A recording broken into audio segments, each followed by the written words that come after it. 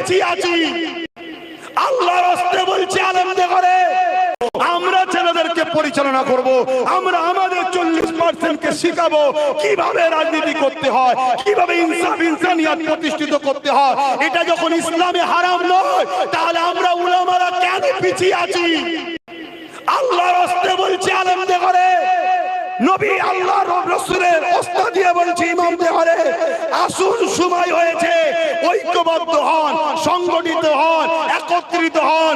আপনার যদি মনে হয় আব্বাস সিদ্দিকী তোমার কথা শুনলে আমার 3000 টাকা চলে যাবে, আমি আপনাকে জবান দিয়ে যাচ্ছি, আমি যে রাস্তা দেখাচ্ছি এই রাস্তায় একটু চলুন, হয়তো চলতে গিয়ে একটু কষ্ট হবে, কষ্ট যত বেশি হয় ফল তত মিষ্টি হয়।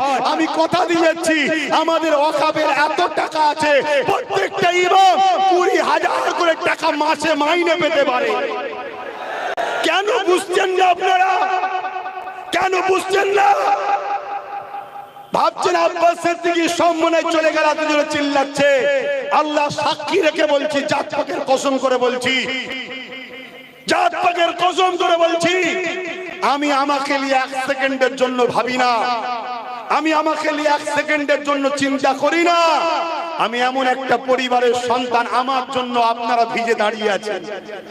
আমি এমন একটা পরিবারের সন্তান, আমি যেখানে যাই আপনারা ছুটে যান।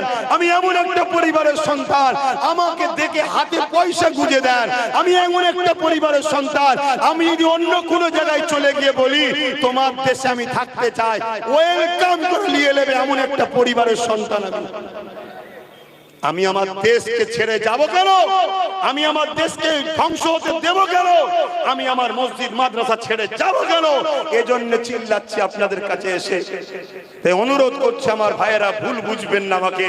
প্রত্যেকটা উলামা, প্রত্যেকটা ইমাম, প্রত্যেকটা হাফেজ খোলা ডাক দিচ্ছি, প্রতি জুম্মায় ঘরে থাকি, আসুন। যদি আসতে না পারেন, কারো হাতে চিঠি লিখে আপনার নাম ফোন নাম্বার দেন যে আমি আপনার সাথে আছি। প্রকাশ করব না আপনার নাম, একদিন প্রকাশ করব, যেদিন আমরা সংগঠিত হয়ে যাব সেদিন প্রকাশ করব।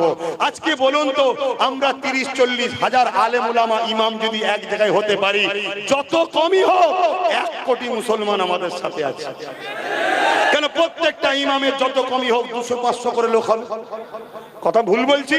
তাহলে এভাবে যদি আমরা 40-50-30 হাজার আলেম উলামা ইমাম এক জায়গায় হতে পারি, তাহলে যত কমই হোক 1 লক্ষ যুবক আমাদের পাশে। আর আলেম উলামা ইমামদের জন্য যুবকরা বুকের তাজা খুন দিতে রাজি আছে, ঠিক না বেঠিক গো? বলো, দিতে পারবে না? পারবে না? তোমাদের সামনে তোমার নবীর ওয়ারিসকে অপমান করা হবে, তোমাদের সামনে তোমার নবীর ওয়ারিসকে মারা হবে, তোমরা যুব সমাজ কি চুপ থাকবে?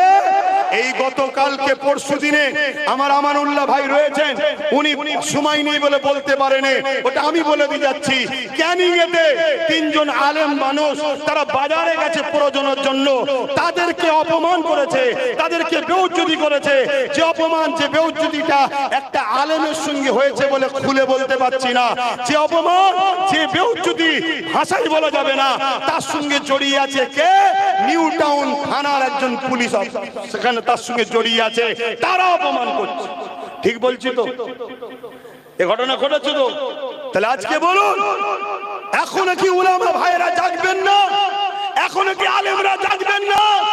আমি প্রত্যেকটা ইমামকে বলছি, আমি ছোট মানুষ, আপনারা নেতৃত্ব দেন, আপনাদের পিছনে আমি থাকবো, কিন্তু নেতৃত্ব শর্ত একটাই হবে, গাদ্দারি নয়। এই জাতিকে বাঁচাবো জীবন দিয়ে হলো, তাহলে আপনাদের সাথে আমি আছি। কিন্তু লোক জড়ো করে মোটা অঙ্কের টাকা নিয়ে ঘরে ঢুকে যাব, বলবো হচ্ছে না, এরকম কথা বললে হবে না, হচ্ছে না বললে হবে না। এদেশ কারো বাবাকালী সম্পত্তি নয়, এদেশ কারো জমিদারি নয়, এদেশ কারো ব্যক্তিগত পুঁজিপতিদের নয়। এদেশ প্রত্যেকটার, যদি ব্রিগেডে বন্ধ করতে পারে সম্মেলন, ব্রিগেডে যদি বিজেপি করতে পারে সম্মেলন, ব্রিগেডে যদি কোন ধর্মের মানুষেরা তাদের ধর্মীয় প্রোগ্রাম করতে পারে, এই ব্রিগেডে যদি টিএমসি প্রোগ্রাম করতে পারে, এই ব্রিগেডে যদি সবাই করতে পারে, তাহলে আমরা কেন করতে পারবো না? এই কৈফিয়ত নিয়ে ব্রিগেড আগামী দিন আমি আব্বাস সিদ্দিকী চ্যালেঞ্জ নিচ্ছি, করব। আপনারা আমার ডাকে যেতে রাজি আছেন? রাজি আছেন? আমি দেখতে চাই কারোকে, আমি দেখতে যাই, তবে হ্যাঁ পাকাপোক্ত কাজ করেই করা হবে, কিন্তু খবর পেলে আপনাদেরকে যেতে হবে। খাওয়া কি বলে গাড়ি ভাড়া খাওয়া দিতে পারবো না। দিল থেকে বলুন ব্রিগেড হওয়া দরকার আছে না নাই? এটা একদিকে যেমন ওয়াকাফের ব্যাপার, আর আমার আগে বলছিলেন ওয়াকাফ ব্রিগেড করলেই যে ওয়াকাফ হয়ে যাবে এমনটা নয়, কিন্তু এখন ব্রিগেডটা আমাদের চ্যালেঞ্জ এসে গেছে। কেন মুসলমানদের দেওয়া হবে না? কেন মুসলমানদের দেওয়া হবে না? যদি সেখানে আমার হিন্দু ভাইয়েরা তারা তাদের গীতা পাঠের জন্য পেতে পারে, 100% ঠিক করেছে, পাবে না কেন? তাদেরও তো ব্রিগেড, আমি বিরোধী নয়, কিন্তু সবাই যদি পায়, বাম পাবে, কংগ্রেস পাবে, টিএমসি পাবে, বিজেপির মতো অপদার্থ দেশ যারা দেশকে ক্ষতি করছে তারাও যদি পায়, তাহলে আমরা দেশের জন্য উলামারা 70,000-এর উপরে দিল্লিতে জীবনকে ব্রিটিশদের তাড়িয়েছি, আমরা তাদের উত্তরসূরি, আমরা কেন ব্রিগেড পাবো না? তাই চ্যালেঞ্জের সাথে ব্রিগেড করতেই হবে, এটা আমাদের অঙ্গীকার।